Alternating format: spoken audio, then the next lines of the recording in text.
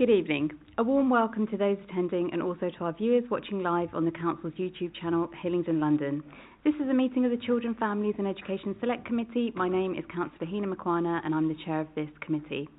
Details of the business to be considered today is shown on the agenda, copies of which are available in the room and also accessible on YouTube underneath the broadcast. We are not expecting a fire drill, so if the fire alarm does go off, please follow officers to the fire exits and out of the building to the designated meeting points. For those in the room, please switch any mobile devices to silent before the meeting starts, and when you are invited to speak, please ensure you turn your microphones on so that you can be heard in the recording. For those watching via YouTube, if you're so minded, you can complete one of our resident feedback forms.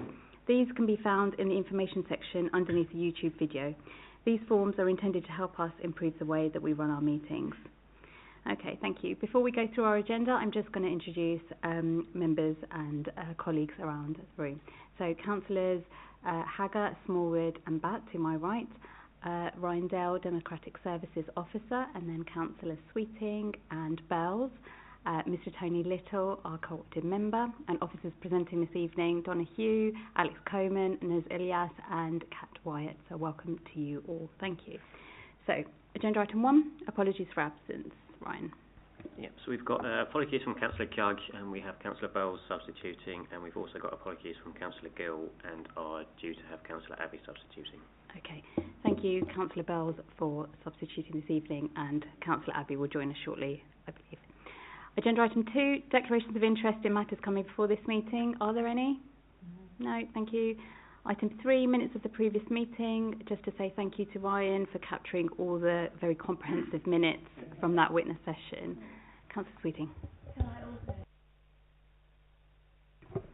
Can I also say the minutes are really excellent and very detailed, and I think the evidence that we had from the 2 schools was particularly useful, and can I suggest that we use some of that evidence when we're compiling our report and some of the suggestions that they've made, because to lose that would really, I think, would be a very lost opportunity. Yep. Thank you. Agreed, yeah. Item 4, to confirm that the items of business marked in Part 1 will be considered in public and the items marked as Part 2 will be considered in private. There are no Part 2 items, so we move straight to item 5, which is the Youth Justice Strategy 2024 to 2029. And I'm going to hand over now to Naz. Yeah, thank you. Thank you, Councillor Makwana. Hello and good evening, everyone. I'm pleased to present Hillingdon Youth Justice Services Draft 5-Year Strategy for councillors to provide comment and feedback today as part of the consultation process.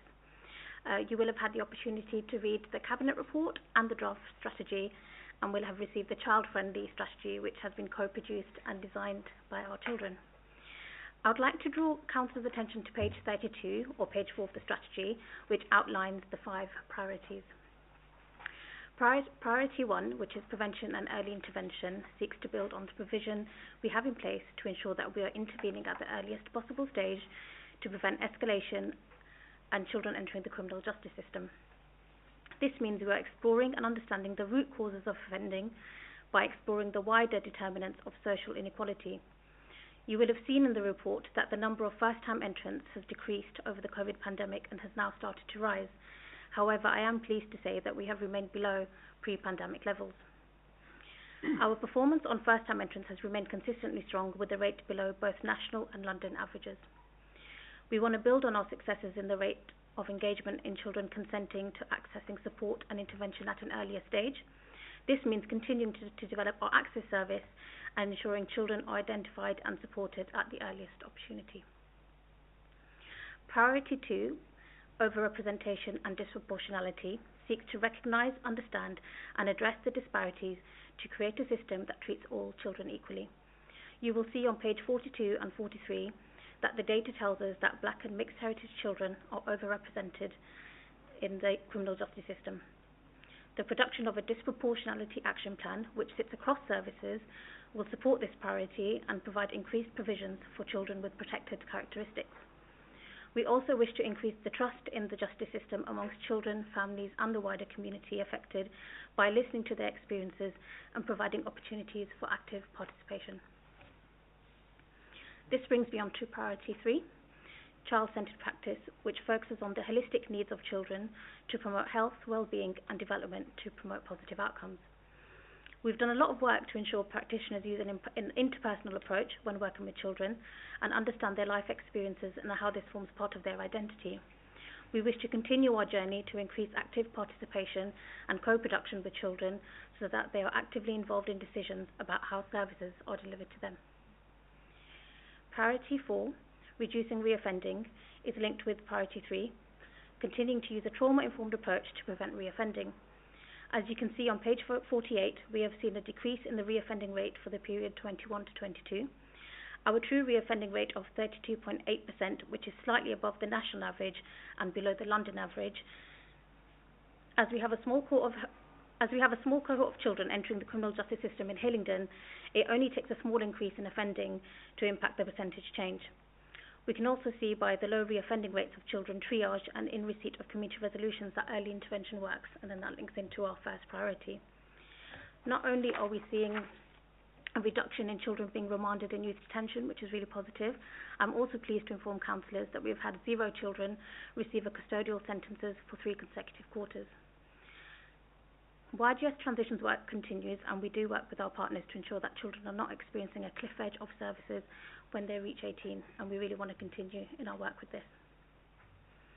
Last but not least, Priority 5, victims and restorative justice, focuses on the needs of victims, giving them a voice and active role in the justice process.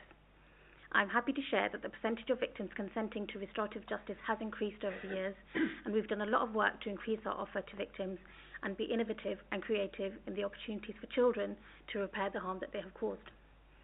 Our restorative justice offer has also extended to schools and care homes to ensure that colleagues are supported to manage behaviour and incidents in a positive way.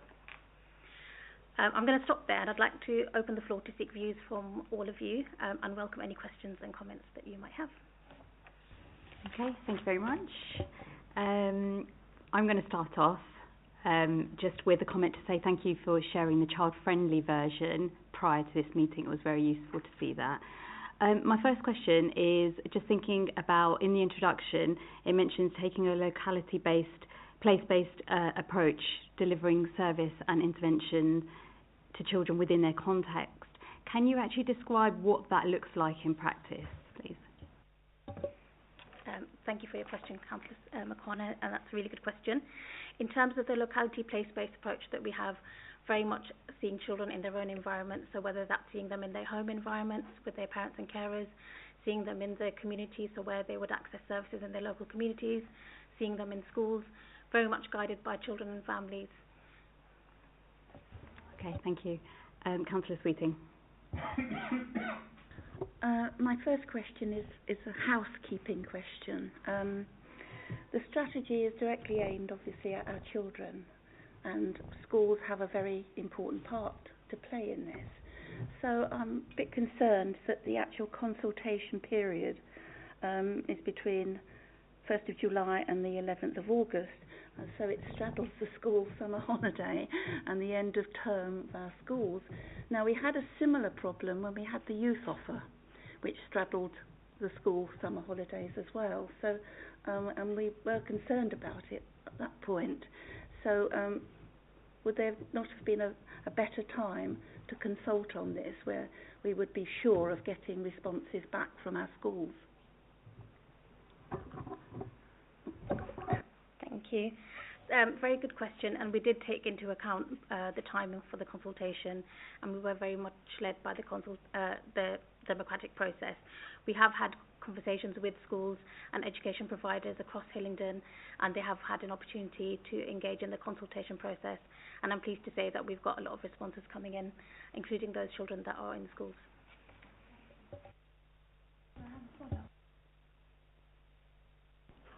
Page 21 states that the strategy comes with no additional financing cost.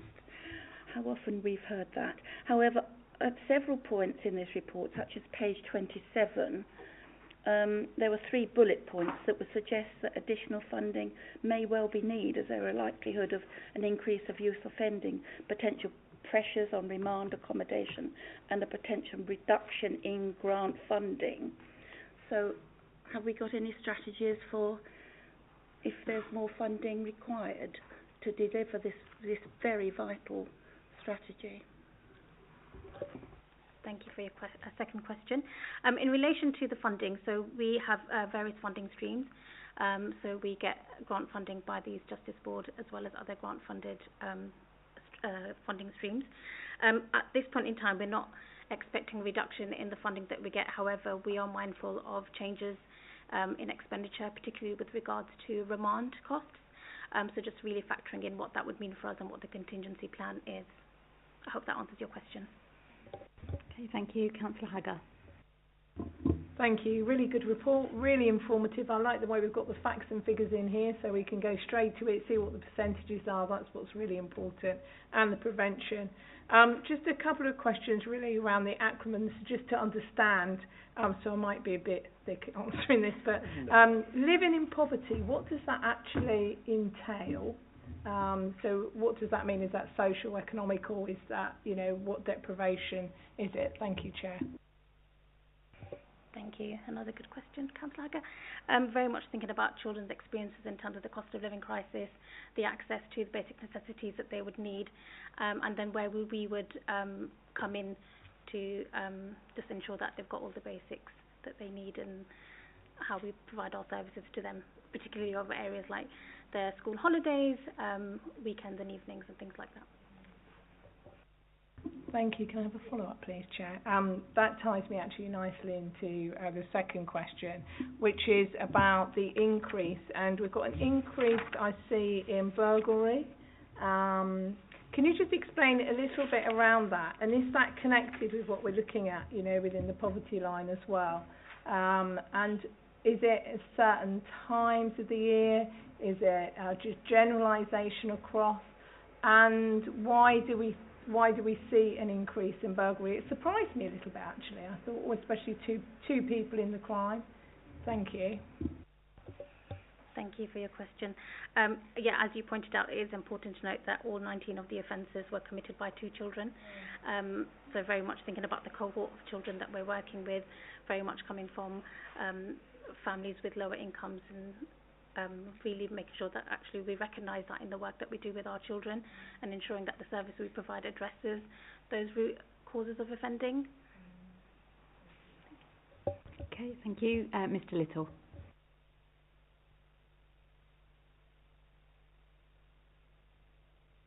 What do you expect to change as a result of this strategy? What are the developments that come as a result? Thank you for your question, Mr. Little. We very much want to continue the work that we're already doing. We want to celebrate our successes and ensure that we're continuing in the right pathway.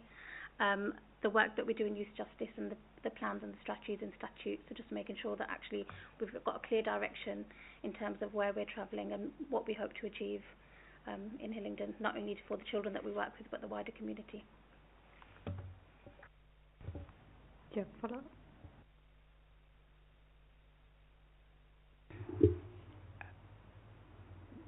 Have you seen an increase in gang culture in the area with children, and is it localised to any particular area in the borough? Thank you for your question. In terms of gang culture, it's really difficult to define sometimes what a gang is.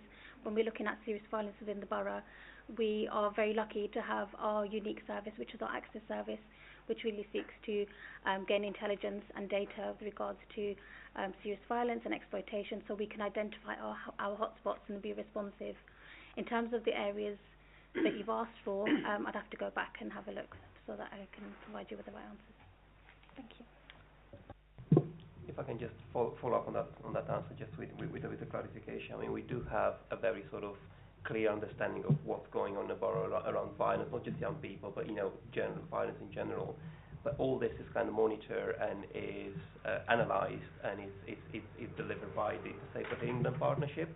That is a partnership board. It's a multi-agency, and through the violence reduction strategy that we now have in place this year, we are looking at identifying both trends in terms of localities, type of crime, times of the year, all those sort of things, and working not just the council, but with our partners, with the police as well, and with the community, to identify what are the reasons and to start addressing that. So this kind of ties into that as well, because youth violence, it's but a small part of what we're dealing with as a partnership in preventing and dealing with crime.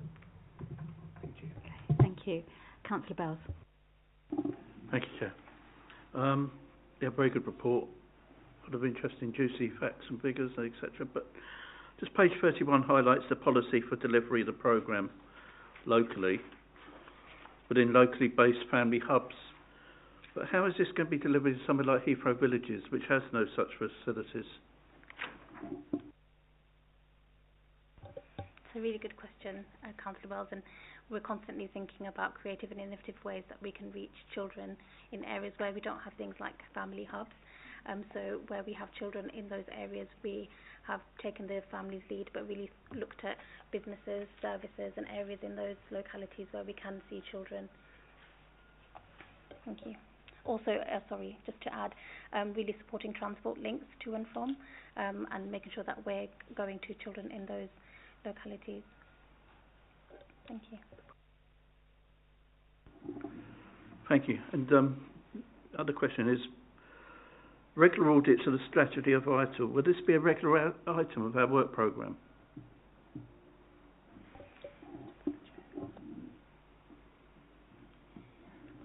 It has been recommended that this comes back on an annual basis in line with legislation and YJB requirements. Yeah, absolutely. It says that it's going to come back to committee, right? Okay. Yeah. Okay. Thank you. Do you mind just switching your mic off? Sorry. Thank you. Brilliant. Okay, so in relation to priority 1, it mentions project turnaround. Can you just explain a bit more about what that project involves, please? Thank you, Councillor Makwana. Project Turnaround is a Ministry of Justice funded project. The funding ends in March 2025. It's very much seeking to work with children at the earliest opportunity before they enter the criminal justice system. There is an eligibility criteria, and we work with our partners in early help and the front door just to ensure that we are capturing those children to work with them before they enter the criminal justice system. The data tells us that those children that do consent and do work with our turnaround officer are less likely to enter the criminal justice system. Okay, great. Councillor Batt. Thank you, Chair. I echo the sentiments of my colleagues. Thank you for the report, quite extensive. My question is about collaboration.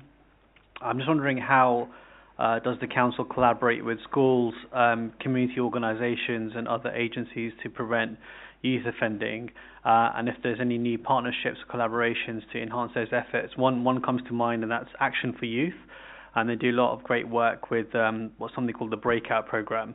I was wondering how we engage with those kind of organisations. Thank you, Councillor. But we're quite lucky in the Youth Justice Service that we are a multi-agency service, so very much we do work with our partners, and we do seek to work with community partners as well. Action for Youth is an organisation that we will reach out to, and thank you for naming them, and we will just find out the work that they do. In terms of other partners that we do work with, we work very closely with our schools. We work with our virtual schools, we work with social care. I mean, the list is endless, but also working with partners like probation, making sure that we are working with children as they transition into adulthood, as well as our partners in the custodial establishment as well. I hope that answers your question. Thank you. Councillor Smallwood. Thank you, Chair. And I know Councillor Bowles wasn't here, but I think we've had some really excellent sessions on family hubs and the innovative work the Council is doing to transform away from just going this obsession that some people have of just like with buildings, a building is the answer to everything, and how we're going to go out into the community as a council in innovative ways to do that. And I think officers and the cabinet member and others should be commended for the way that they've rethought that. A few things. Really interesting to hear about the Ministry of Justice is Project Turnaround. Is there any support that the Mayor of London, as our Police and Crime Commissioner, is giving through the work that he does? What does our offering in support, staff numbers, investment look like in comparison to London boroughs that are like Hillingdon? So I'm probably not asking you to compare to somewhere like Lewisham or Greenwich, with all due respect to those lovely places, but to sort of like an outskirts borough. And then I've got a couple of others, but we'll start there if that's okay. Thank you. Thank you, Councillor Smallwood. Just to clarify the first question around exit planning for Project Turnaround and where the Minister... So that's obviously coming from central government, the Ministry of Justice. Absolutely. Is there any support for this from the Mayor of London as the Police and Crime Commissioner and his responsibility for policing throughout the borough? And obviously prevention is obviously the best cause of stopping things in advance of someone committing crime. Is there anything that the Mayor of London or the GLA is offering us to support us with this work? Thank you. That's a really good question. The Mayor of London currently do fund some of our work in our prevention area, which is really positive, and we are currently looking at exit planning for Turnaround now, just to ensure that actually we are still capturing those children and working with them, and so we're not creating a gap where we did once have a service. So, yeah. Thank you. Thank you.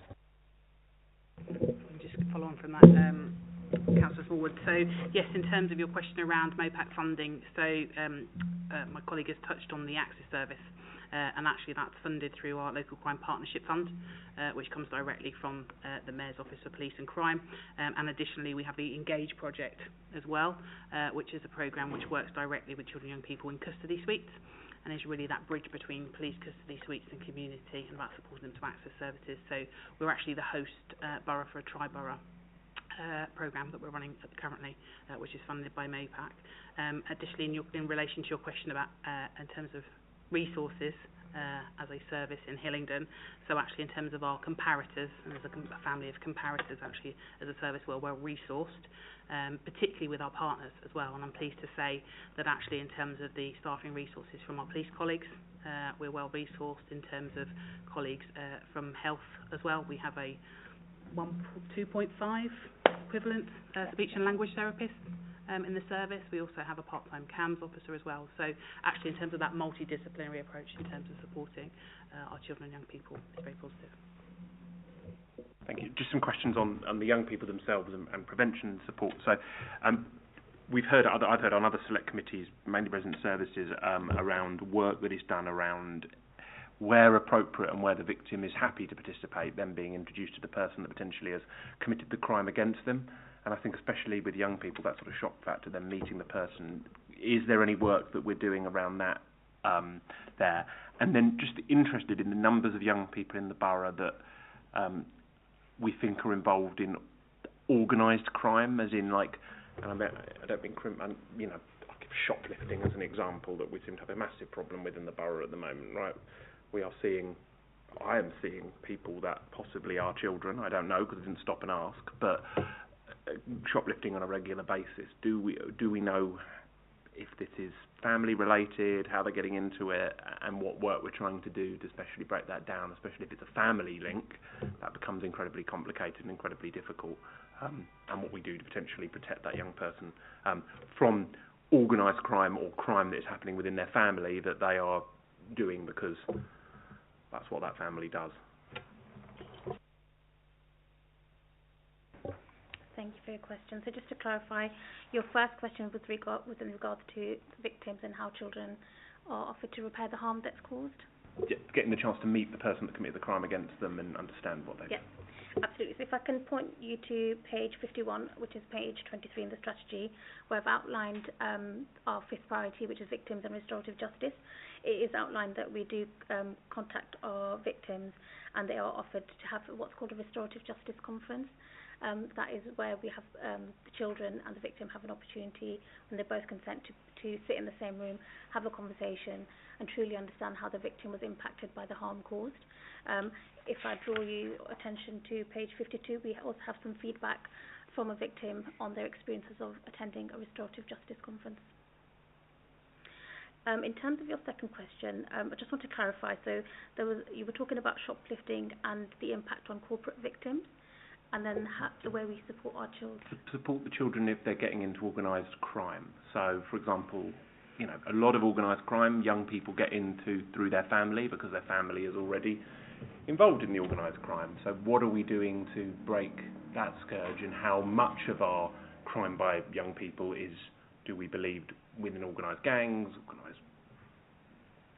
whatever the right words are, how much of that do we reckon that's being committed by young people, and how do we break the scourge when especially it's their families that are the ones that are encouraging them into it?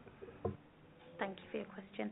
I do not have the data in front of me, but what we do know is, yes, that very much does exist, as it does across London and nationally. We very much take an individualistic approach to each child and each family to ensure that we're really understanding the causes of the offending behaviour and working not only with the child but with the wider family unit and the parents and carers to make sure we're addressing these factors to reduce that likelihood of reoffending. Thank you. Councillor Sweeting. Thank you very much. Over-representation in the youth justice system by some groups is obviously of great concern. And on page 43, you mention the success measures will be the production of this disproportionality action plan. Now, will this be part of the strategy? Will we see this in typed form? And if so, how far have we got with it? Is it in the final stages? Thank you for your question, Councillor Sweeting. A very good question. So the Youth Justice Partnership Board is currently working to put together a disproportionality action plan. As I said, that sits across services. We're very much coming to the end of creating that, but that is not the end. The plan is not the end. We then start the work. And as I said earlier, I will be returning on an annual basis to provide updates to this committee, where we'll be providing further updates in terms of all priorities, but particularly the disproportionality action plan as well. I hope that answers your question. Councillor Hagar. Not a problem, Councillor Makwana. I was just going to follow on Councillor Sweeting to say that actually, such as the commitment from the Youth Justice Strategic Partnership Board, that actually the Disproportionality Action Plan sponsor is actually one of the corporate directors, and that really is the investment from the Youth Justice Strategic Partnership Board about collectively as a partnership owning and addressing and responding to disproportionality and children's experience in the criminal justice system. Thank you, Chair. Two questions, one around priority 1 and one around priority 4.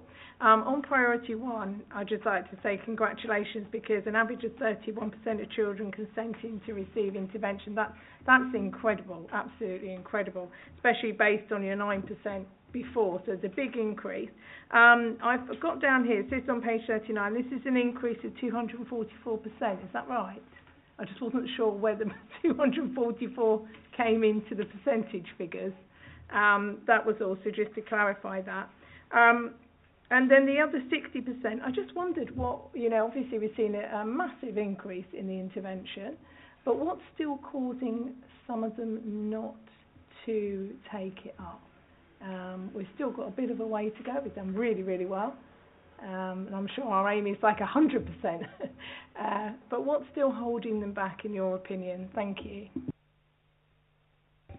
Thank you, Councillor Hagar. Children consenting to work on a voluntary basis is very much testament to the workers and the officers that we have in the Youth Justice Service and Axis. That might have been a typo. I'm just looking at that, so I will go back and say thank you for pointing it out. In relation to your second question, in terms of why some children may not take up, that is a good question. It's something that we do ask, and when children decline consent, we do ask them for the reasons why. Sometimes it is due to the lack of trust in the system. Also, when children are told that they can consent but they don't have to, they may just choose not to, but they know that actually they can contact us at any time, and we are willing to support them at any stage and when they're ready to do so. Just to stop, do we encourage, I'm sure we do, but do we encourage the parents? Is there any way that the parents can, I'm sure some of the children won't want their parents involved, but do we give a plan or a strategy for the parents to really help the children as well, keeping them on board? Thank you for your question. Parents are involved throughout the whole process, from the start, the middle and the end. Parents are involved in the assessment process. They very much take an active role in looking at what interventions and work and support and services are provided to their child, and then they will review the impact and the success of that work. We also collect feedback from children and parents, and the feedback that we've seen has been really positive. Thank you. Councillor Smallwood. Thank you, Chair. I think one of the things we've got to do is actually provide feedback and some notes, and I just wondered whether one of the things we could put in there was, we've heard some really positive things about how we compare to our neighbouring boroughs. It's a very well answered question. I think that could be a bit more meatier possibly within the report, or one of the things we feed back, because, you know, let's celebrate that Hillingdon is doing well in comparison to others, and maybe there's some lessons of learning that we can give to others, so that select committees elsewhere in the country, as they sit here on a lovely July evening, they can be going, Hillingdon's the place to learn from. Can I just say something about that? I think I'll add to that. It's really good to see that we have the right resources for our kids, for our needs, for our families. That is quite good. And in terms of kind of sharing learning, sharing sort of some of the things that we do well, I suppose we're already doing that, because things like, for instance, access, that were, you know, mentioned by Nurse, has been recognised during the Ofsted inspection about being one of those kind of really great things that we're doing. So we have that in place, and I think our focus is kind of on the making sure that we are able to respond to the needs of our children and families in real time, in a proportionate way, so that is. And then if that leads to learning from other places, so be it. Just to add to that, I agree, Alex, with what you've said, and just an example of some of the ways that we've shared good practice with partners across other local authorities is the work that we're doing with our victims and restorative justice, and widening that out to schools and care homes and other colleagues. We've had lots of colleagues from across different boroughs approach us and really seek to learn actually what that good practice looks like and how they can take that back to their respective boroughs. So that's really positive. Just wanted to share that. Yeah, thank you. Mr. Little. Thank you. You mentioned that there was a dip while COVID was on, and a recovery since, I think, which all of us would have expected, and I'm not going to be critical of that. But I wanted to ask, have you noticed any lasting effects of the disruptions that were caused in that period? I mean, schools certainly seem to have noticed lasting effects from COVID. Has your service and the way that kids present themselves and the problems they have changed? Thank you for your question. That is a really good question, and I guess we have noticed elements where children have not entered school. They've really missed out on that social communication and socialising with other children, being in a classroom setting, for example. So we really are focusing on really understanding children's social communication skills.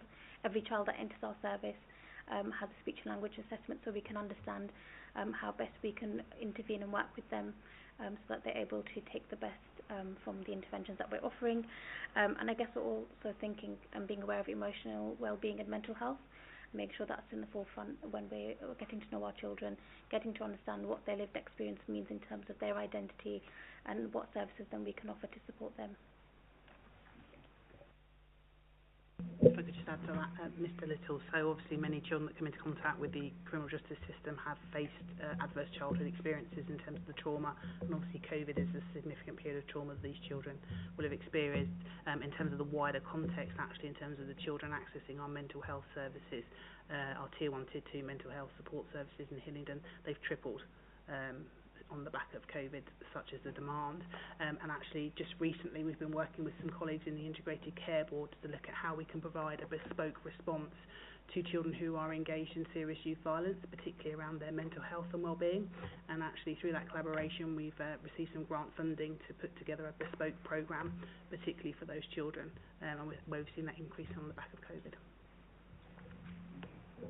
Thank you. Councillor Sweeting. Page 32 mentions that Hillingdon has over 25,000 children living in poverty. This is 21%.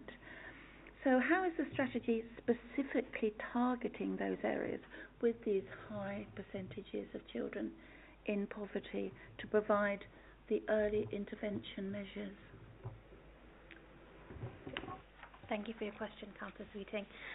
So we pride ourselves on collaborating with our partners internally and externally, so very much ensuring that our partners in early help, stronger families, education and health are really aware of actually what those figures are, and really thinking creatively about how we can support those families living in poverty. Councillor Hager. Thank you, Chair. To priority 4 on page 49. It was really good to hear when we come halfway down, we're saying about the probation, and we're working without a second probation officer. But it looks like you've done really well, even though you haven't had the probation officer in. Can you just give me a little bit more of an... we've got quite a detailed response there, but I was really quite surprised. So how have you found that? Are you looking to get us another probation officer, or do you feel it's not needed? Yeah, thank you. Thank you for your question, Councillor Hager. As I mentioned, we do work in collaboration. We do work with probation. You may know that probation are experiencing staffing issues, and so they don't have any staff to second to us at this time. So what we have agreed in the interim is actually they do provide some money to us, and we make sure that we've got a member of staff that's really focused on our transitions with our children. So we meet regularly with our probation team. We think about each individual child that's turning 18, just to make sure that we've got the right support plan for them. And then once they have transitioned over to probation, we do keep in touch and make sure actually we've got services to continue supporting. We're quite lucky that we've got our Access 18 to 24 work, which really then helps meet those adults in the community and make sure that they've got access to the right services, because it can be quite daunting. It's a scary world, turning 18, and you don't have the same access to services as you did as you were a child. So that's something that we're quite proud of in our service. Thank you for pointing that out. Okay, I just wanted to talk about walking in our shoes. I like the fact that we've got a Youth Justice Service edition, which is fantastic. And I just wondered if it's appropriate to share that with members, or certainly members of this committee, if not all elected members, because I know that walking in our shoes training on its own, the original, is fantastic. So this edition would be great. Thank you, Councillor Makwana. Our staff put in a lot of work and effort with our children, and our children did a fantastic job in this very room, I think it was. They did facilitate the Walking in Our Shoes YGS edition. That's something I can take back, because it's very much dependent on our children. But that's something that we can go away and explore. That'd be great, thank you so much. Any other questions or comments? Councillor Bells? Thank you. Accommodation in the borough is particularly tight. How difficult has this been an issue regarding the youth justice system in Hillingdon? Thank you for your question, Councillor Bowles. Can I just confirm your question is in relation to children exiting the custodial establishment, or are you talking quite generally, or are you talking about looked after children? Either way. Well, I'll start off by talking about children that come back into the community after being in the custodial establishment. We've got a robust process in place where we are planning for children to be in the community from the minute they enter custody. We make sure that we have an address and available for children at least 6 weeks prior to their release, so that we can plan effectively around other areas like having the right health services, education, etc. But with regards to children looked after, we work really closely with our partners in social care, and where we can foresee that there's a possible breakdown in placement, we will actively go in first, just to make sure that we can support the staff with that child, so that actually the child is not experiencing a move.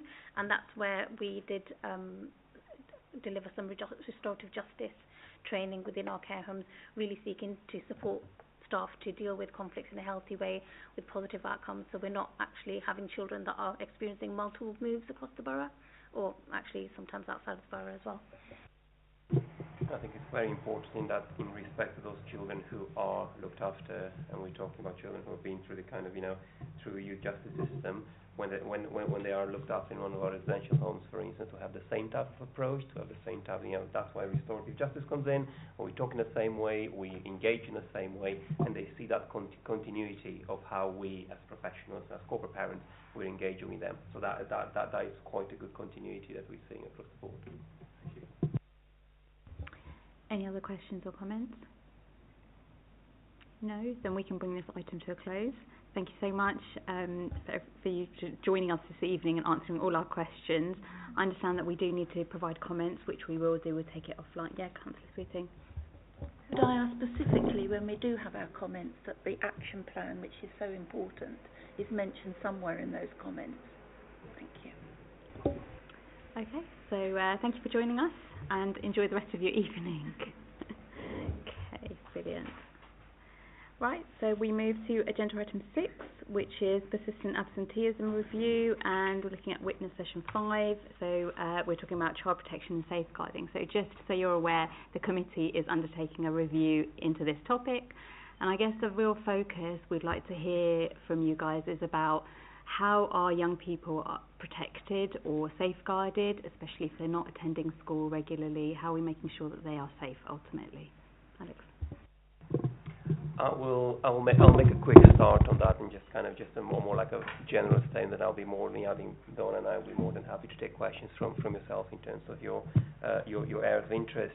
And I think just to say very briefly, I think in just the child protection process, and all the children who are subject to child protection plan, we do know, we understand that for all children of school age, education it's a very important safeguarding element. Now, of course, you would have heard from our education colleagues about the importance of education in terms of school attainment, in terms of future planning, and all those sort of things.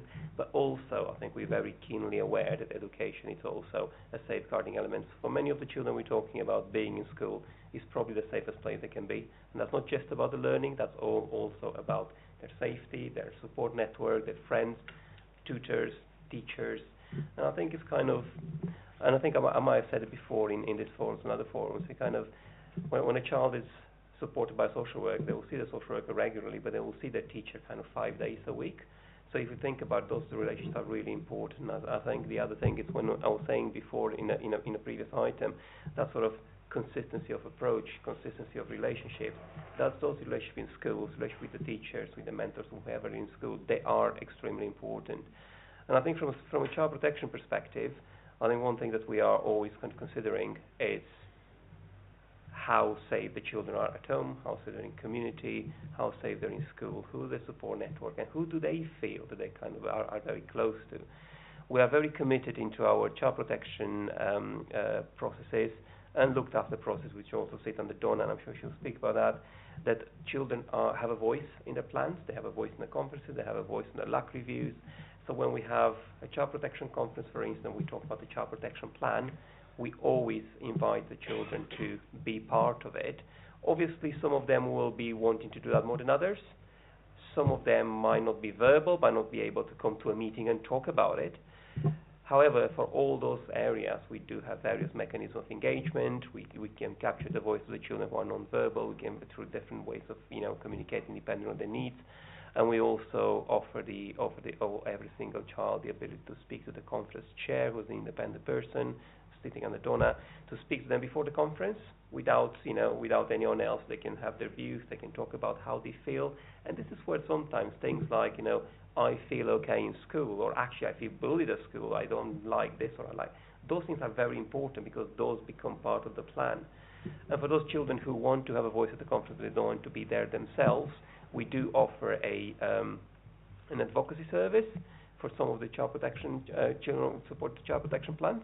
They can have an advocate to speak on their behalf at the conference as instructed by the child, or they can provide a written report, or they can provide whichever way they want to communicate that. We're always going to listen, and that goes for children who have child protection plans and children who have looked after plans. So I think the schools and the school and the educational establishment's roles as a safeguarding factor is always going to be part of the child protection plan. It's always been considered at the child protection conference. Obviously, for us, it's very important for a child to achieve academically as well, and to have the right grades and the right achievement. And this is where we work very, very closely and very well with our colleagues from Virtual School, which I'm sure you met before. And recently, with the changing role of the Virtual School officers, we've also introduced a support for, because Virtual School historically used to provide intensive support for children who are looked after. With a change in the role of the Virtual School, about a couple of years ago, they are now offering a enhanced support for every single child who has a social worker, and that's either a child in need or a child supported through a child protection plan. That's in place. We have a team of people who are delivering that, and they're working very closely with the child protection advisors, who are the conference chairs, with child protection advisors, and they're working with the social workers and everyone. So that is the kind of sort of academic attendance element. We work closely with the virtual school, and the child protection advisors, the chairs, they are focusing very much on the safeguarding element of school attendance and how that can be a strength in a child support network and in the kind of in them feeling and being safe. So I'm probably going to leave it there because I can probably go for a bit. I'm just going to open the floor to questions, and Donna, if you want to add anything. Yeah, Donna, do you want to come in first, and then we'll... Sure. Yeah. So on the back of that as well is that we have been working very closely with the designated safeguarding leads in schools, and we've been working also quite closely with Nicole Diamond, who also manages and arranges the cluster groups. So we have so far attended 2 cluster group sessions with the view of actually attending in September, where we'll be specifically addressing the issue of absenteeism with our children who are on a CP plan. And so far the cluster groups have been very positive. They've been able to implement some of the strategies and also understand the different perspectives in which children social care has to operate in comparatively to school, but there is a definite understanding that we do have to work collaboratively together in order to achieve as best possible outcomes for our children who attainment levels are quite low compared to their peers, even the peers who are looked after children. And I think it's really quite helpful that the CPs know what the services are available to children, and that can guide professionals as to who to speak to. So the virtual school plays a very important gap. They bridge the gap between social care and schools and provide information and advice to professionals in order to be able to establish what the barriers are, how they're being identified, how they're being monitored, what support can be offered to our children and our parents. So in conferences and LAC reviews, we would often ask them, have you attended the clinics in which is provided by virtual school, and have you spoken to the attendance support team? So they are providing those suggestions and also making sure that they're reflected in the child protection plans that are available and care planning as part of the care planning. So to have school is an important, or educational, other educational services for our children. They are one of the most important, not one of, but they are one of the people that we say you need to be at a conference. A conference is not viable or incuracy unless you attend. So they're very important, and we've also agreed during the school holiday period that there is a designated lead available for initial child protection conferences, so they are available to contribute to the child's education part of the education plan. So those things are really quite helpful in making sure there's consistency, that there's clear monitoring, clear reviewing of what is happening with our children. Okay, thank you. So you said that you work quite closely with the designated safeguarding leads at schools. How receptive are they? Do they really come forward and get involved, or is it something that you kind of have to push and challenge and actually get them to, respond to? They've been quite appreciative that the fact that we're wanting to work very closely with them, and it's also a forum for them to ask questions in regards to how should we address school attendance. Is there anything they need to be aware of when they come to the conferences, the information they need to be sharing to make sure that the understanding the threshold, the barriers are there, that they're also risk assessing, and also what support they can provide to children and families. One of the things we always say in conferences is that is there any incentives? So if a child is doing well after a period of not attending school, what are the incentives that you're providing to encourage? So, children do respond to that, and they're like, oh, we didn't think of that. We should have thought about that, and how creative we can be. So they are very receptive to our input, and seeing things from a different perspective, and also seeing it from a wider perspective, that it is a multi-agency group and structure around the child and the family, and close collaboration, sharing of information, communication is really imperative. So the DSLs have been really receptive, and they are, we've had our presentations uploaded onto Leap, so other schools can actually see what we're doing and what the discussions that are taking place.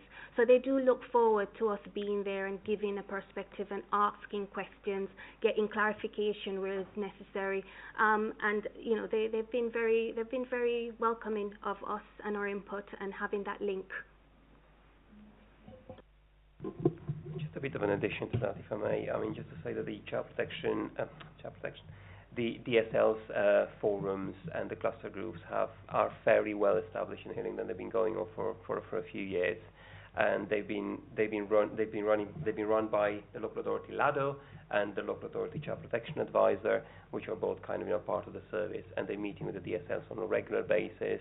They provide various kind of bite-sized training, if you like, or more in-depth training if needed. They answer questions. They have like all the sort of ongoing conversations about topics that are coming back from schools. So if we see a pattern, a team, or something like that, maybe that by school exclusion, being absence, and whatever it is, those are getting addressed, those are being discussed about, and we're using both that sort of peer support mechanism by getting people together in the same forum, and also we kind of try to keep update in terms of the child protection process, the child protection priorities, and how we work together. So the other thing that I would just want to kind of sort of add to that is that also safeguarding in education and the role of the education and school attendance in safeguarding is recognised by the Safeguarding Children Partnership Board as well in Hillingdon. So what we have today, one of the priorities of the board is around contextual safeguarding. So we talk about the sort of the harm that's outside the home, if you like, and this is questions like you were asking before in previous about various engagement in crime or engagement in various gangs, whatever it is. Those are all part of that contextual safeguarding. So as part of that priority, one of the things we are looking at is the safeguarding education. So we do have a subgroup that reports to the Safeguarding Partnership Board that is looking at how the schools, police, health, social care, youth justice, everyone work together to address some of those kind of issues that we're seeing in education in schools, and how we can support schools, parents, children to work together to prevent and to address. And all that links into our safeguarding, contextual safeguarding strategy, which is published on our website. So all that is kind of coming together that way. But I think that the trend that we're seeing throughout is that every time we're thinking about strategies, working together, plans, joint plans, child plans, there's always this sort of kind of thread of, the schools are always involved in one way or another. And I think the DSLs, from all the figures that I have, and I didn't have as much contact with them as, Donna or other people had, but from all the feedback that I had, the engagement with DSLs seems to be really kind of strong. And they are seeking our support, and they're seeking our advice. And they're telling us if they don't get what they want to get from us, which is great, because, we can act on it. So I think it's working pretty well. Great, thank you for that. Questions? Councillor Sweeting. It's not just a question, but I think this review, is the most comprehensive, the most difficult, review that we've ever done, because it brings together so many strands. We know where we want to be, and that is we want more of our youngsters in school, safe, and you're part of that. And we've got to try to synthesise all of the information that we've received, as well as the youngsters. We're going to be talking to youngsters as well, which is the most important thing. But we've got to try to bring it all together in recommendations to our cabinet. So if you were writing the recommendations, let's back this back, please. If you were writing the recommendations, and I don't expect you to come up with this, this evening, but because you are really at the sharp end, you are dealing with youngsters in very vulnerable situations, and their parents, and we've talked to, from the head teacher and the person from another school, how sometimes the barrier has been with parents. So you have got the knowledge to help us inform our recommendations, and personally would very much welcome that, because I think we could go on quite a few more months and still only touch the very top of this very, very vital issue. We all want our kids back in school. They're safest in school. That's the way that they will improve and go forward.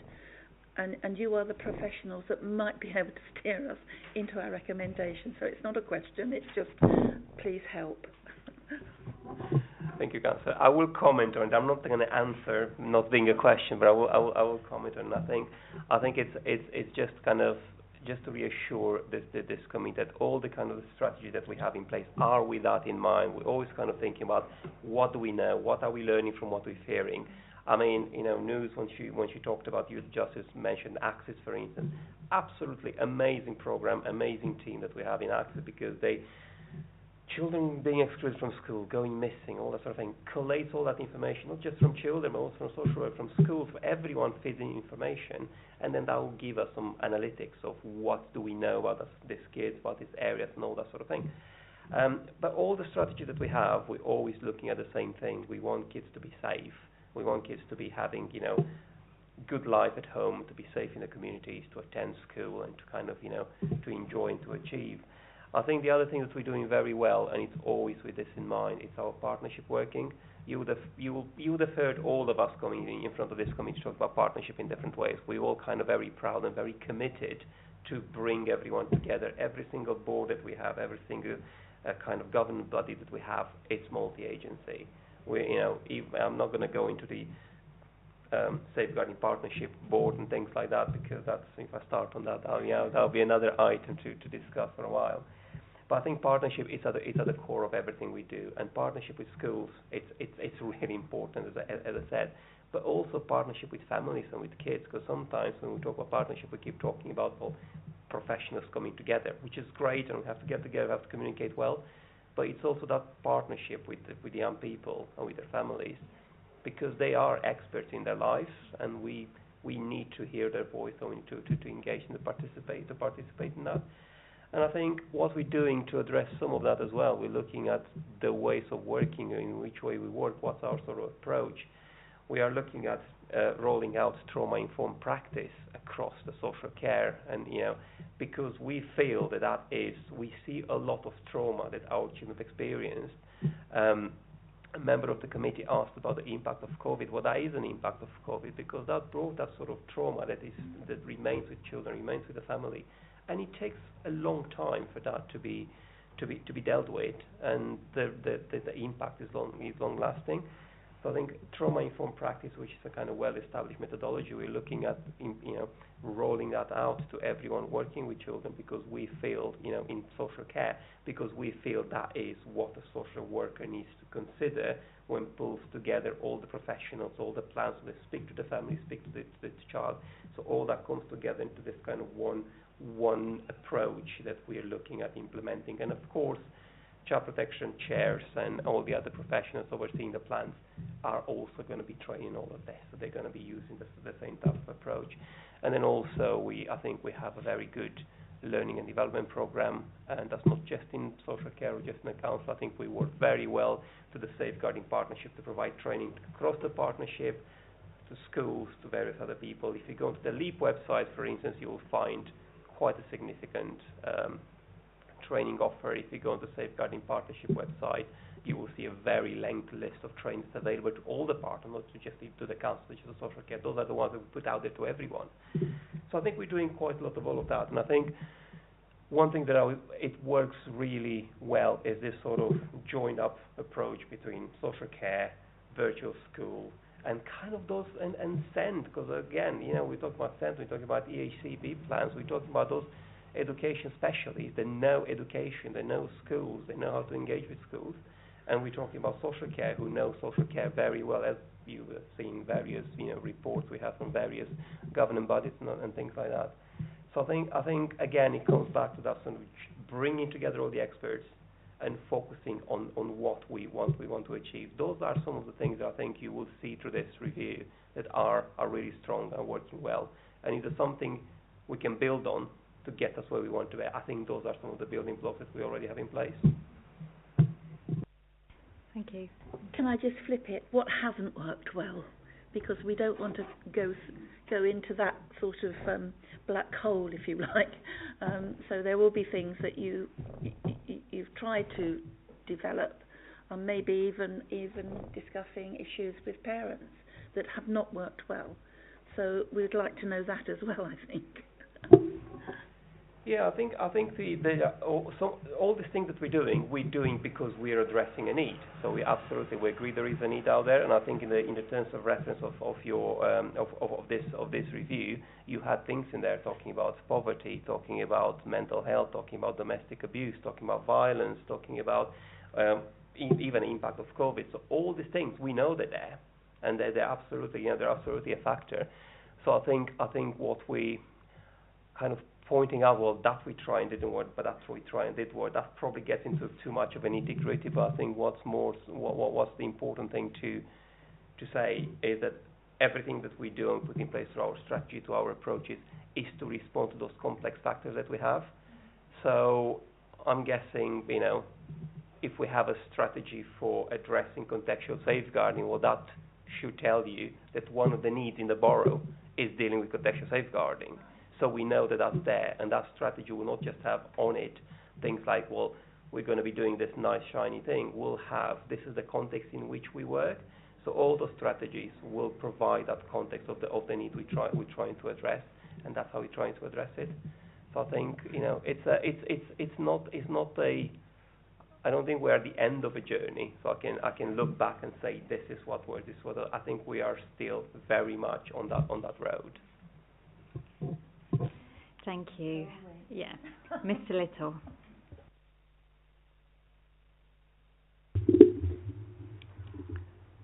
Two comments and a question. First comment, thank you very much for your presentation and what sounds to be a lot of good work that's going on. Second, you talked a lot about trauma-informed. It's, to me, just a piece of jargon at the moment. Is there a good way of knowing what it means in practice and how it's different from what went before? And then my other question was, in our last session we had representatives of school, and one of the things I took away from it was the need that they felt to do a lot of individualised work tailored to the needs of the particular student they were trying to get back on the right road. But you can't keep going along the road of individualising when you've got limited resources. How do you ensure that the best gets out there to the people who need to use it?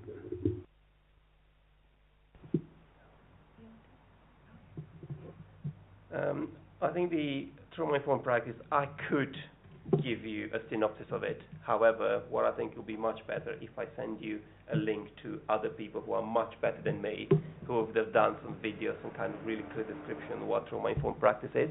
We only just started rolling it out, so we had the first couple of sessions in the last month, and it's a 1.5-year project to roll it out to everyone. But in terms of getting a good understanding of what it is and what it aims to achieve, I will send you the right information, which I think will provide much better information than I can give you now just off the hoof. I would be very grateful. Okay, we'll do that. And then on the second part about individualized work, I'll just briefly say something, and I'm sure Donna will come in to say more about it. I think every child, we do have patterns and we do have trends, and we do at strategic level, we always kind of try to spot those, to identify them, so we know what the need is and where and what. But I think when we're talking about little Johnny and his needs, we have to be individualized. We just cannot work in any other way, because otherwise we run the risk of just trying to apply something that's not relevant to that child, try to force that into their world. And I think what I think Donna might probably want to comment on is the fact that every child, because we're talking here about child protection, we're talking about the child protection plans. Every child we're talking about has a child protection plan, and every single one of those plans, it's written by the social worker and by the child protection chair for little Johnny himself. It's not a generic thing about the child. The conference looks at that child's needs, look at that family situation, what the family can and can't do, and looks at the context in which the child lives and which the child grows and develops. And every single plan attached to those minutes and those meetings, it's about what works well and what can be done differently. And all those are overseen by an independent child protection chair. So I don't know if you want to add more to that. So in relation to how we approach the child protection plans, is that despite the fact that some of the concerns are pretty much across the board with a lot of our children and families, mental health, domestic abuse, drug and alcohol, housing issue and isolation, regardless of those experiences, it is quite individual for each child, simply because of the fact that how they experience it and how they receive the support will really depend on what we do in regards to listening to our families, listening to our children, understanding the fact that this is their personal experience and we have to take that into consideration. So the plans are, even though we say it's a child protection plan, it is a family plan, because we do try and encourage parents to contribute to the plan, establish what they can do, and work on their strengths in many ways. So in that essence, by the time the plan is completed, it's not just professionals that contribute to the plan, families contribute to the plan, because they then take ownership of how they will make changes, positive changes. It's also empowering children and families to know that their involvement is important, is that they're being listened to, they are being encouraged to be part of the conversation and not being spoken to. And it's not a one-size-fits-all plan. It is their bespoke plan. It's their family plan. They will own it. They will be in charge of it. And the support network around them will help them to empower them to enrich and make changes to their lives. So I think that's something that, in regards to that, you can't have a one-size-fits-all in relation to our children and our families, despite the needs are quite universal, or the concerns or issues are quite universal that leads to safeguarding. And I think on your point in regards to trauma-informed, it's relationships. Nothing changes without relationships and trust. And that's the real model that we're actually trying to emphasize in our conferences, is that we're using different language. We're not here to shame. We're not here to embarrass families. We're here to empower them, empower children. And I think what's also quite important and relevant is that after we've had conferences, if our young people or children are not present, we send letters to them to explain, this is what's happened in your conference, this is what everyone is worried about, and we do hope that you'll join us next time to be a part of that decision making, and we can make any facilities that needs to be made for you to be there, to be part of it, to contribute, to know, to be aware. So it's a very child focused in our language, our approach in regards to empowering our children and our parents, so they're not feeling judged, because it is quite a draconian process, even though the intention is to make sure that they have the tools as parents to protect their children, because the professionals are not going to be involved forever, so they need to be fully equipped with knowing how to look after their children and to be proud of the changes they're able to make. And that transcends to the child or children. Okay, thank you. Councillor Hager. Thank you. Really good to hear as well, because it's child-based and also it's about collaboration. So it's really interesting to hear that all the parties really have to come together. My question is around new persistent absenteeism, because we know obviously it is growing and it is increasing. So what are the key indicators that would bring it up as a safeguarding? That's the first question. So obviously we've got someone new, they've just come in, they're continually, persistently absent, but for short periods of time. What's the key indicator? And do the schools, we have heard obviously the schools are working really well with you. How are they working around new cases? And how do we, how are we approaching that, and how are we working within the cohorts?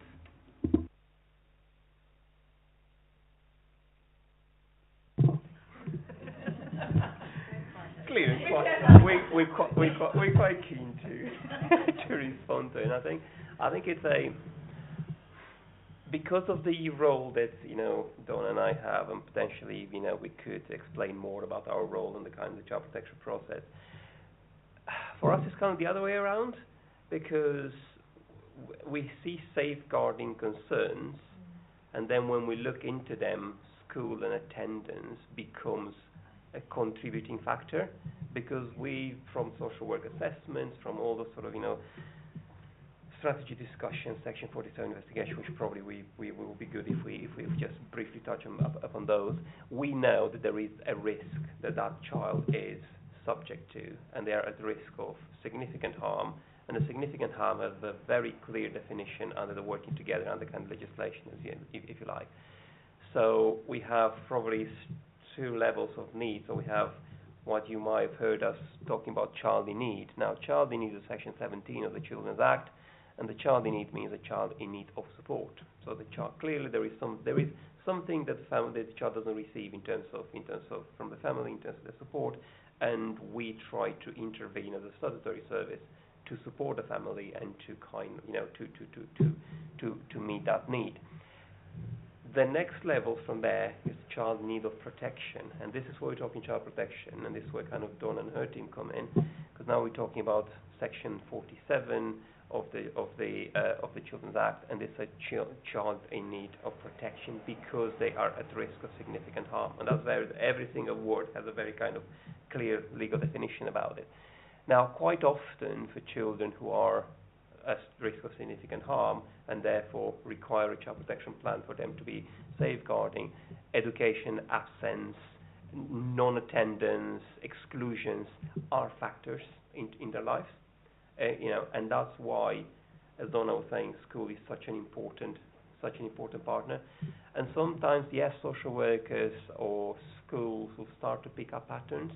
For instance, a child doesn't turn up at school in time every Monday, or things like that happen. There is a program that we're running. It's called Operation Encompass, and it's done in partnership with the police. So the police, what they're doing, if for instance they get called overnight, over weekend, to an address for a domestic abuse, incident, they will notify the school of the children, so that the school knows the next morning the child comes in and they're not, they see some sign. The school kind of know what happened, and we do have a domestic abuse advisor for schools that is part of our service, whose one of their role is to support the schools to respond to this situation. So the school will know from the police, our child protection advisor knows well. School, DSL, they kind of know what to do already, because again, this has been going on for a long time. So last I heard, I think we had about 4 schools in a borough who were not part of Operation Encompass. So that's really, really good, and it's credit to Laura Clark, who's been working very hard into getting all the schools on board. So I think so it's things like this where people start to pick up patterns. Schools are seeing that something is happening, and what that leads to, that will lead to them contacting social care and saying, we started to see something here, so we're not quite sure what it is, or we start to be sure, and we're quite concerned, and then that leads to social work, statutory intervention, leads to an assessment. Now that assessment, child and family assessment, could say that this child is in need of support, Section 17, so then the child in need plan to support the family. It could say that we see a really kind of risk of significant harm, and therefore in the strategy discussion, again, that's a statutory function, as attended by the police, it's attended by health, it's attended by school, it's attended by social care. So strategy discussion then might decide that Section 47 investigation is needed, and that's police, social care, other people, bringing information, joining information together to establish the risk of harm. And then that Section 47 investigation, if the risk of harm is confirmed, then the outcome of that is going to be a child protection conference, an initial child protection conference. So that's kind of it's a very, very high level threshold. So by the time it gets there, we have a child protection advisor or CP chair or CPA, same person, who's going to be chairing the meeting. Everyone is providing reports. They attend, they contribute. Family are invited, child are invited. We try to empower the families. That's the kind of kind of the process we're talking about. So by the time it gets to that safeguarding point, all those things get picked up by various professionals through assessment and everything. Sorry, very, very long, convoluted, but I think it's important to establish the process in which we get to this point. Thank you. Any other questions, Councillor Bells? Yeah, thank you. And just maybe moving on from that, are parental attitudes a great barrier? And if so, what has worked well in breaking down resistance?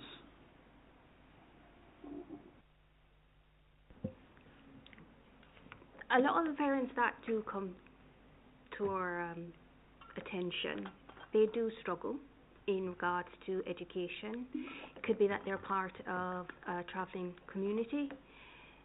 Some of the barriers are the fact that English is not their first language and they're isolated. And also they probably themselves have very difficult experience in school and education, and as a result of that, they lack the skills to be able to support and encourage their children. So I'm not going to sit here and say no, it isn't. Sometimes they're not a barrier. Sometimes it's a lack of knowledge and a lot of understanding that, school can be a safe place.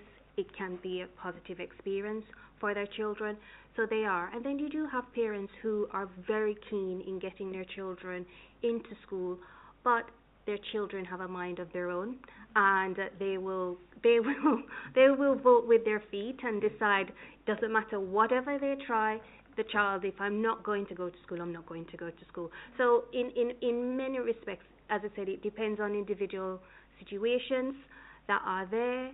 It depends on the various barriers that are presented in the home with the parents, with the child, that, you have parents who are very much education is not their priority. It's about getting food on the table. It's about making sure my children are no longer being exposed to my violent partner. To, I really want my child to go to school. I want my child to succeed, to have a good level of attainment. So it is varied. There are barriers there, and there are parents who struggle in trying to support and encourage their children to attend. Okay, Councillor Batt. Thank you, Chair. I had a question around technology, actually. So how is technology being used to monitor and address absenteeism? So, for example, if it could be outreach to local communities. When we the last witness session, the school talked about the lack of literature and how we can get that out in social media. But also, how do we use technology to allow children that are absenteeing for legitimate reasons like bullying or mental health, how they can attend those sessions remotely or learning sessions remotely? So it's quite surprising, but the schools, the academies, they do have a good system in relation to our technology digital system in monitoring our children. They do provide really comprehensive information in regards to the patterns in which the trends are, where children are missing, what days they're missing. And they do follow up in regards to having conversation and phone calls with parents to see what's going on, to get a wider explanation, which is shared with social workers and shared in the conferences when they do take place. The other good thing as well is that they do, since COVID, they've realized they do need to be more abreast in regards to providing much more flexible learning for those children who are not able to attend school because of additional needs, and they do have a justifiable reason not able to go into school. So they will offer apps that they can log into to access their learning. They will talk about attending at particular times.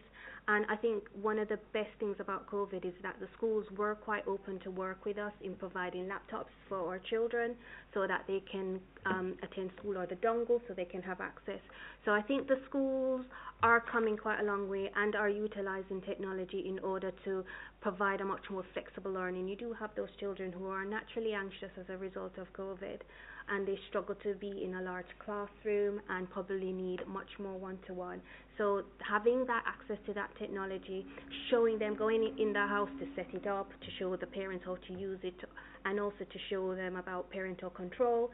So they are doing it. And I think the best thing about the schools is that whereas our LAT children have that technology, I think the virtual school and the school is also recognizing they need to replicate that with our children on a SIN plan and on a child protection plan, and they're doing it. There are hiccups, which is understandable, and we will overcome them, because obviously if there's stresses in the system, once you find out, you try and adapt ways and adapt in order to address those. But there is good information that comes through in the conferences that shows us trends, patterns, and what support they're using in relation to the technology to improve and provide flexible learning for our children. So that's the positive thing across Hillingdon that I have to say. They're giving Brent a run for their money, who is very tech savvy in relation to how they do things. That is their modus operandi. Anyone want to guess where Donna is coming from? I think just to add to that, if I may, I mean, the other thing that we're doing, I think we're doing very, very well, and this is one of those kind of, I think, learning from COVID years and COVID time. It's about that sort of the ability to join meeting, virtual learning, virtual training, all that sort of things. So using technology quite a lot. So here in the Civic Centre, we do have three child protection suites downstairs just by the reception, and those are fully kitted out in terms of technology. We have screens, we have the microphones, we have the cameras, all that sort of thing. I mean, we encourage as much as possible people to actually be there in person, because this is a different type of conversation. But sometimes, especially parents or young people, they don't feel comfortable to be in an environment like this, around the table. So we do offer participation to technology through video links to, all those sort of things, which I think it works really well. And I think because Donna mentioned the virtual school and the work with virtual school, one thing that they're doing like weekly webinars and kind of virtual sessions, I should say, weekly virtual sessions where professionals like social workers or DSLs or whoever can attend to speak to a virtual school specialist about school attendance, about how to encourage parents, how to support children. So all of that, and then we talk about LEAP website, we talk about various sort of online learning modules. I think we're very well embedded in terms of using technology, and I can't honestly think how we did all this about 5 or 6 years ago. Honestly, it just feels like we couldn't do it any other way now. Thank you for that. Councillor Smallwood. Thank you very much, Chair. Just going to hop around a couple of bits here. Do we have a one-stop hub, as I'll call it, for good practice for tackling absenteeism that various settings can share with each other within the borough? Is there any work done either locally or nationally? And I have to say I've not looked into this. It's one of those few that have just popped into my head as it was talking, so I'm going to ask it about parents' attendance when they were in school, especially possibly younger parents and their childs. And then the final one is any support the borough or other authorities, such as the GLA or the government, give in terms of extreme poverty, where no child should live in poverty in this borough, but there is obviously a sliding scale of the types of poverty, and there will be some who, when I went to school, the Oyster card got you on the train, right? It doesn't anymore. It only gets you on a bus. Is there any links or examples of where extreme poverty, where they simply, mum and dad can't afford to pay for whatever it may be to get them on the public transport, or can't send them to school with lunch or something, so they make a decision that they don't go? What we do to tackle those?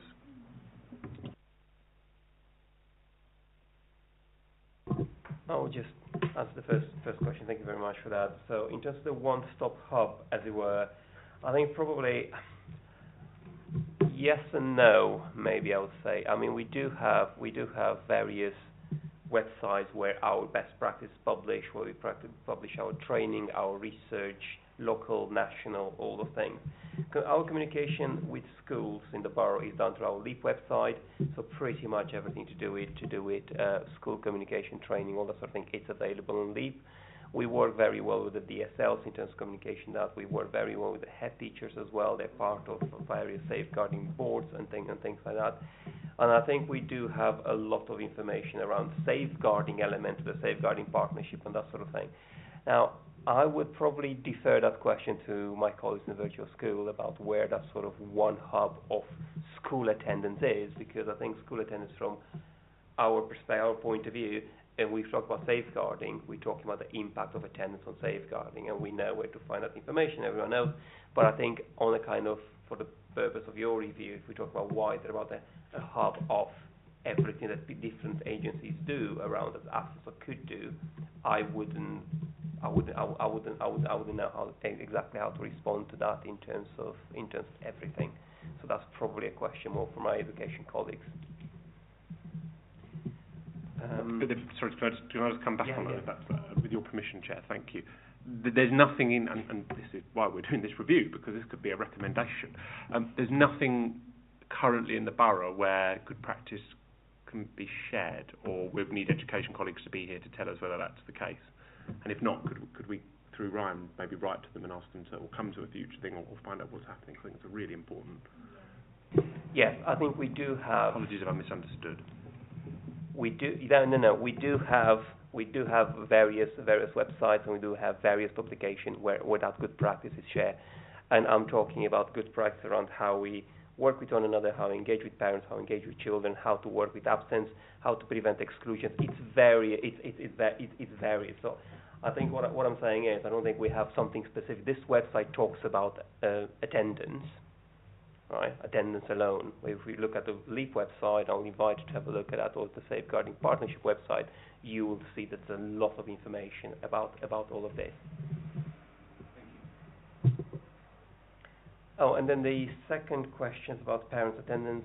You want to talk about that?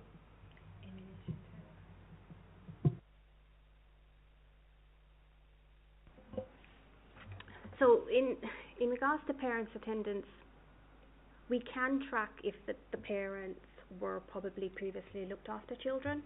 That information would be tracked and it would be held with the virtual school. We do have our LCS system, which would have that information, and parents also will be able to have access through the SARS process to request to see that themselves as well. If the parents are known to that particular school, because that school sometimes do hold a lot of historical information about particular families, especially if they've been in the borough for quite some time. They actually act as quite a good source of historical information for social workers to consider when they're looking at when they're doing the assessments, whether it's a child and family assessment, a parenting assessment, and also what's also quite helpful is that because of the fact that it's a core group of members who work with parents and work with children, you would find that health also has hold information, whether that's the health visitors, the school nurses themselves, or the hospital. They have quite a very good team in being able to provide that kind of historical information as to when that parent was a child, how they came about their attention, what concerns they've got.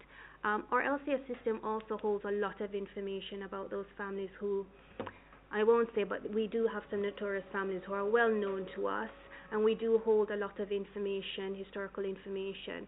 History does predict present situation, and it does predict current behaviours, and we do look at that. So we don't make decisions, we don't develop plans in a silo. We do look at that information to help us to consider trajectory. And when we do go to consider, and I'm talking for the court team, if a child does go to care proceedings, the court will want to know, was this family known to us previously, and what support we had offered before in order to see the trajectory of the current child. So the parenting that the child is receiving currently, what was that parenting received for that parent, and how is it we can look at that. So we do look at the history, and we do look at the trajectory, because it does inform how we approach families and work with families.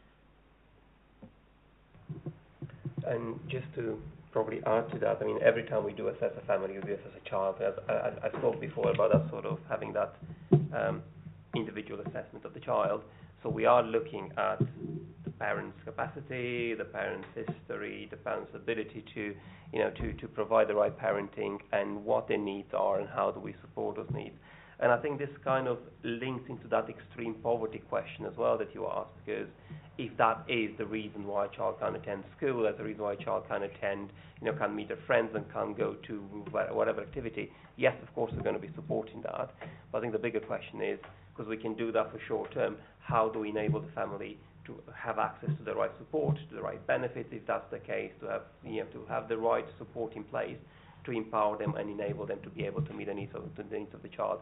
So that is very much is part of when we look at the family structure and family situation, that is very much part of it. History, education, communication, needs, if you like, income, all those sort of things are part of the assessment framework that we're using. So they're all kind of looked at individually. Okay, any other questions or comments? No? Councillor Sweeting? Oh, just the comment. Thank you so much, both of you. I mean, it's been very informative and, well, fascinating. Realising how little I know about lots of things. Thank you. Yes, absolutely. Thank you so much for joining us this evening. It's been really informative in terms of our review, but also in terms of safeguarding in general and kind of the level of work that's going on. So it's been really informative from that perspective too. So thank you so much for giving up your time this evening. Thank you. Okay. All right. So we move on to agenda item 7, which is the forward plan. Any comments on the forward plan? Okay. All right. Agenda item 8 is the work programme.